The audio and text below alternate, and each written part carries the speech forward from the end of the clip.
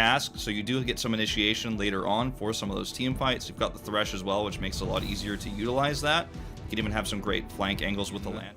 The LCK so far. And okay, we're gonna see a teleport here. Yeah, Keria has to flash away. The teleport comes in. BDD very trying to get in there. Kana is going to get speared down. Is he tanky enough? The answer is no. He will actually be killed under the turret for first blood. On the top side, he's going to be looking to one-shot a lot of the squishy members on the side of Gen G. And look at their lineup. Outside of Rel, it's like, well, not feeling good about this one. As Kana maybe going a little bit too far forward. Now he has to try to cast early, but with no flash available. Not sure about face checking the enemy jungle when you don't know where, I don't know, with where really the fact that the matter is they don't know where Klid is. He's actually rotating over now. He's actually going to clear this vision. They're going to go for a dive. Oh, Ruler getting in there to start us off. Engage Kaisa, but here comes the Pantheon, and they immediately turn it onto Light, who goes down without much of a hitch. A very easy turnaround here.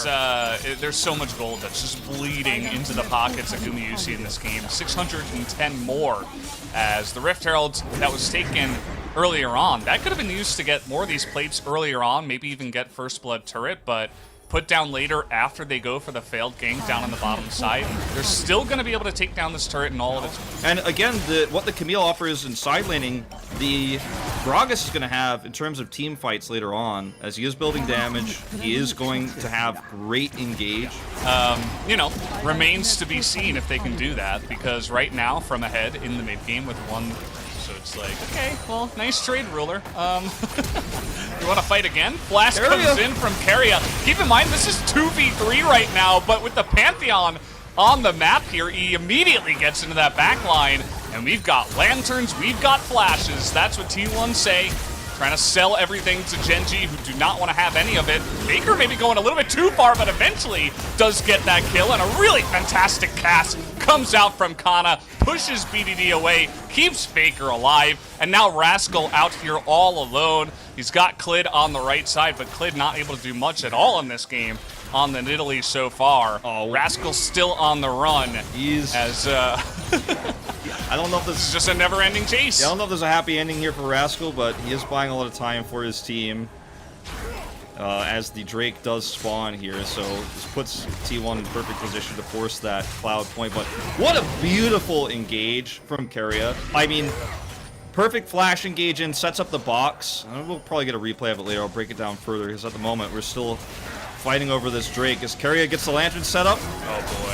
Rascal now forced into the fight, trying to turn something onto LM. Not able to get the kill. The exhaust actually a little bit late there, and now Gen G have found a moment to push forward and actually get some poking down. The respawns at 20 minutes into the game are actually quite fast, and they still had teleport available on BDD, so he's able to get into the fight, and in fact this Cloud Drake will go the way case, but definitely an overextension. Oh boy. And now I don't know what's going on here, but Ruler continuously trying to take these trades, and he's just going to get sniped from... which has, again, limited how much Rascal's effectiveness on the map has been potent, right? It hasn't really been as great. He's only 4 CS up, in fact, at the moment. First rotation here through their jungle to try to wrap around. That might be too slow. Look at this, BDD has to flash away from Gumayusi, who is diving a turret with a lantern on his back. There is nothing that the Syndra can do at this point in time. Meanwhile, and even under the turret, take a look at this. Trying to deny the turret take from Rascal. Kana down a level on 16. That is pretty important. A high pick on the Kaisa and just leaving the Aphelios Thresh open is a mistake that Gen G will definitely be thinking about going into Game 2's draft, win or lose here. Well, Rascal is gigantic. So this is what I was talking about. You're going to have the Pantheon that comes in and helps, but even then, you know, 2v1, this Rascal is eventually going to get so out of control that you cannot do anything against it. And here we go. Here. By the way, yeah, LM doesn't have teleport. He's the jungle, so he's not in position for the Baron. He has to try to help out. The inhibitor, very importantly, doesn't go down, actually. Rascal is going to miss the kill. Maybe, hopefully, the minions can get that for him. Yeah. And the minions do, thankfully, for him. And now he's actually on the run. He might be able to get out of this one. And I believe that he will. There's no way. Yeah, around this Drake. They're not sure if T1 is rushing over to the Baron or not at that moment, so they make the call to back off early. Or Camille is too far in the base. Yeah, this and is they do have a ton of damage here. Very much a faster rotation this time from T1, much more decisive. And this is exactly the same thing. All right, we're going to see the teleport. All right, this time we do have the teleport coming in. It's going to be Zoe. Faker gets the Baron here as the Rel will move in, but fighting front to back with Gumayusi is such a good play here for T1. He is shredding through every single player on the side of Gen G. There is no hope for anyone to survive against that fountain laser. That is, He needs to be on the bot side of the map and controlling this insane duo of Gumayusi and Keria. As you mentioned, I don't think there's any way surviving this for Gen G. The Baron buff, the push to end the game here now as T1 finally get to be decisive and make that Baron play. yeah, Kana not even here. He's like, all right, thank you, team. You know, better top lane wins, ha. We'll see if this counter engage can actually work. They're going to take out Gumayusi, maybe going a little bit too close to the turrets, as now Faker is just going to run away with his tail between his legs, not able to do it all alone here, as Gen G do actually... You can see he's already rushing towards the top. That BDD just set up for him. But in the interim, T1 are not going to play safe. They're not going to play passive and just kind of sit around and push mid like they have been so much. They're actually going to look for an inhibitor. And this is going to force a reaction out of Gen G. And importantly, it's the lane where their inhibitor is down. So it takes some pressure away from the split pushing of Rascal in the side lane. They say, well, I dare you to split push against 5 of us. You're not going to be able to. Fighting front to back, if Gumi is ever protected, I think T1 win 100% of the time. And as long as, you know, they don't get poked out. Huge cast! Oh man, huge damage from the cast coming in here. Rascal desperately trying to get into the back line. But again, Gumayusi is protected. Another fantastic hook onto Clid, as there is no room for him. They're all just going to have to try to run away here. BDD trying to do it alone, nearly takes out Faker, but that Nexus is so low they could probably just click on it at this point in time. Gumayusi still protected in the back. He is just one-shotting people now, as Ruler desperately trying to make it happen. Gumayusi going to wait here for the kill, picks up the triple kill, and picks up the game.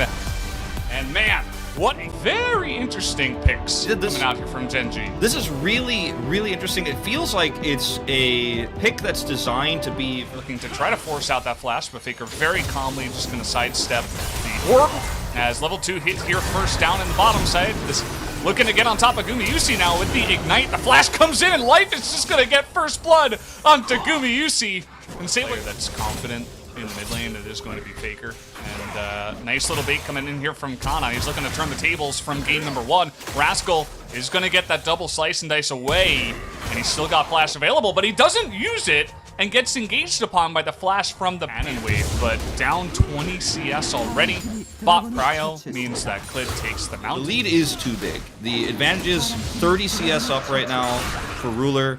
You know, from LM around that area. Now, the reason they're dropping this Rift Herald up top is because of the amount of damage they've already done to this turret. They want to get Rascal out of lane, but the TP is coming in already with the Pantheon, so T1 will look to turn this one around. 3v2 for now. We got Cinder coming up, but it might be too little too late. Under the turret, just going to sweep them both up, and even though the turret does go down, that is 2 kills to the side of T1. Yeah, I think it's a maneuver there from BDD. He was never going to get that kill, as, oh man, Kana just barely not able to get away with that recall. Looks like he's probably dead, especially with BDD rotating up the river. Not even going to need him. He's just going to waste some more time here. Still alive, actually. He dodged. And if he runs this down, he might actually be able to get an execute. Oh, it's going to be close. Trying to bait that out. Wants to go up outside. Sad cat. I think he's going to get the execute. Yeah, I think he will. Unbelievable. Getting out safe. You love to see it, knowing the Pantheon is there. Rascal is getting away with this top turret push, but T1 are trying to steal this Drake away. It looks like they just barely are not going to contest it. Life and Co. definitely considering it. Teleport forced here. And this is... Oh, Rascal. Looking for Rascal. Yeah, they knew he was over here. They want to isolate him. That's a fantastic slow already. Gumayusi a little bit alone over here. He's going to Gale Force on top of Rascal, keep his distance. They want to fight it front to back, as Rascal does take a bunch of damage, but T1 a little bit too scared to get in there. They have that Azir turret to be let down, as Tons of damage being poked out onto Rascal, and Gen G say they do not want to engage onto this just yet. Combo here onto the Renekton, who's losing health, has to flash away. Opening up now is Gumayusi, and Gen G say we want to just disengage. Faker going very aggressive. Olaf just standing up to him and taking the fight, but Keria in the backline creating a lot of space for his team. But I don't know if they have the damage here. This is looking way too good for Gen G as T1 overextend into the team fight, and Gen G will eventually stand up to them. Triple kill going the way of Olaf as they take a common one, right? It's a pretty smart reaction. Okay, we can't let Rascal out here farming for free. He's actually very overextended. But they're so far ahead that he's so survivable. The rotation speed over for Gen G, which is their plan all along, is very, very quick. And at this moment, it feels like if he paused it there, it'd feel like, well, yeah, I mean, the pushing power that you have with Baron makes it so hard to even all in someone like BDD, even though he tried. Kana did there. It's not successful. It was actually a pretty cool near kill there to watch. But sadly, they don't get the kill, and the push continues, and it's a Baron buff push. Now, can they push an inhibitor here? That's the big question. With the advantage they have, I think they certainly can. Yeah, I mean, they've still got 50 minutes on the Baron. They get the knock up here onto the Pantheon. They CC him from 100 to 0, so no shield comes out, and no survivability for LM, who has not been able to be as proactive on the Pantheon in this game. As now going on in, Faker going to try to separate the Renekton, but he just gets separated himself. As Gen G looking to push the issue here, they want to win the game right here, right now. Gumayusi in the Cataclysm, no escape for him, as Keria is going to be run down by Ruler, who is incredibly strong right now. Nicely done by Kana to pick off the Olaf at least. But with the Max coming in here, oh, actually going to be denied. He's got TP. They want to continue to push the issue here with 8 seconds on the Baron. Really close. Gonna push the issue for sure. I mean, look at the damage output of Ruler. He's crushing his turrets. Oh, stun now onto Keria. He is absolutely dead. They trade it back for the Jarvan, but with full health now onto Ruler. He's just looking to take out the turrets. Another kill onto the Pantheon here, as they do have to back away. Look at Kana desperately trying to clear out these waves. He's still on the run, trying to buy some time for his team. And it looks like he may have just done it. Ruler is going to have to back away. Of course, Kana will lose his life, but it is a good sacrifice just to try to stay in this game. Crazy. Now pushing forward. He's moving in. He's got that Ren set onto many members, and with the stun coming in, does he have the damage? He has to go into that stopwatch. Here comes Rascal trying to buy themselves some time, as it will be a trade of kills. Gumayusi incredibly low, but he is still going to stay alive just barely. He's got the minions on him. Uh-oh. He's going to die to the minions. Oh, Rascal. And that might mean that Rascal can push in. Yeah, he certainly is going to try for it. Problem is, Pantheon's going to ult in, and I think they may have overstayed their welcome here, Valdez. It's still very close. The minions, there's just so many. LM is like, I don't know if I can actually go in on this. I got to be careful. He's desperately trying to clear out these minions. I don't think they have enough auto attack damage onto the Nexus is the problem. Lid's back. Though is coming on in. Kana back into the game. LM still stays alive. As trying to get in there is Keria. He's not able to get the kill. And that means that also Kana not able to do enough here. And with only LM alive, I think that finally Gen G have been able to push in and secure the victory here. Game over is called by LM, and that will be the case. We are going to a game number 3 in this series. 2 amazing. All right. Pretty interesting, you know, again. We were thinking maybe a Galio. I was thinking even an First, so knew that Clid was not going to be in this part of the jungle. It was actually bot side. And he gets the scuttle, but LM is here. Here we go. Flash on in. One combo. Can they do it? The last auto is not enough. LM tries to tank it up, and we have the speed boost coming in now with the acceleration gate, and just barely. That was a very consistent kind of gank with the targeted stun. And you do have, of course, the, you know, the execute damage that does come from this pick. Now, Kana doesn't have any summon. Yeah, he does not. And the Camille, very consistent with the stun. Here it comes. The spear a little bit to the side there. But Kana, I believe, should still be run down here. We'll see if they do have the damage as the spear comes out. Clid should have this lead, and there it is. Clid picks up the kill for the second of the game. Yeah, this is a really... And even though the spear doesn't hit, there's just too much damage here. More importantly, what's happening in live BDD? Just gonna get flashed on, but the exhaust is there. They still have the damage as Ruler will pull his sticks out of Gumayusi. They do get that sense. It's really well executed, just based on map awareness. Meanwhile, Kana being very aggressive again. Klid is rotating back up, so see if we see once again. This is rough for Kana. He's going to try to turn it onto Rascal. Here comes the Pantheon Light, desperately trying to get on in there with the Ignite, and he will pick up the kill, but LM did also take out his jungle opponent. And now we got a little bit of a 1-on-3 here. LM pushing the issue a little bit too far. BDD, though, with no ultimate. Going to take a little bit to take him down, but they do eventually pick up the kill. Here he is here. Caster Blessing on this flash. No flash this time for Keria.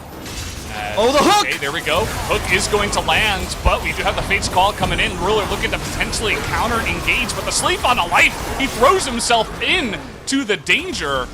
But at least Gumayusi pretty out of position there in the looking for a dive here. We got Pantheon looking for that angle. Rascal takes the right one. He is going to flash south away from the Pantheon with a flash over the wall. Exec Ultimatum looking to buy some time. Rascal getting that speed up. The trouble bubble is going to miss. But at the end of the day, still going to be the kill going the way of Ellen. However, you know, Ruler is going to get some extra plates here right before 14 minutes. Going to get the turret as well. Will be the first turret of the game. So question is it actually a good trade here? I mean, you want something if you're T1. You are able to find value. You are going to get the top plates, but you out before these team fights happen. I feel like there's a lot more onus on Gen G to try to force fights and engages.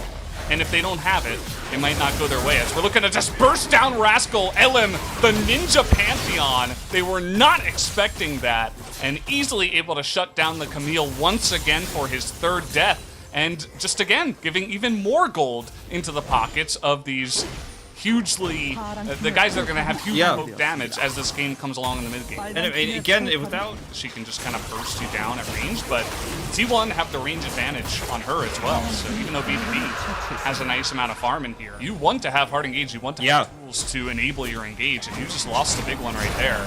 Keria, though, I'm not sure about this. Hope he's got a stopwatch. Looks like he's got absolutely nothing, but still the first damage coming out onto Klid is massive.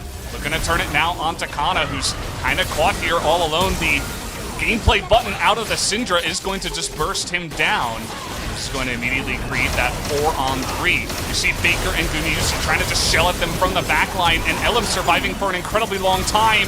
Low health bars here on the side of Gen G. An incredibly close skirmish as Faker gonna get stunned down by BDD. In the backline here, 1v4 is eventually gonna get taken out, but at least he takes BDD with him. Calm it down and try not to fight on Gen G's terms. Try not to dive into that one. Yeah. We'll see how that goes. I think heal's so great anymore because, you know, when you're setting up stuff like this, you can get isolated. Oh boy. You're the front line. Yeah, he's got a shield, but that's not going to save him against 5 members. As okay, Faker, he's angry. That's going to set up the kill. Kana comes in, and that's that alley-oop that you can get. Scared to check, and they're just going to sneak this Baron away, Valdez. Freebie. Absolutely. He got all the Ren set he needs. The smite comes in, and now they're looking to turn it around, trying to get on top of that, but they got to be careful about running straight into Gen G with the Baron buff. Everybody else has tools.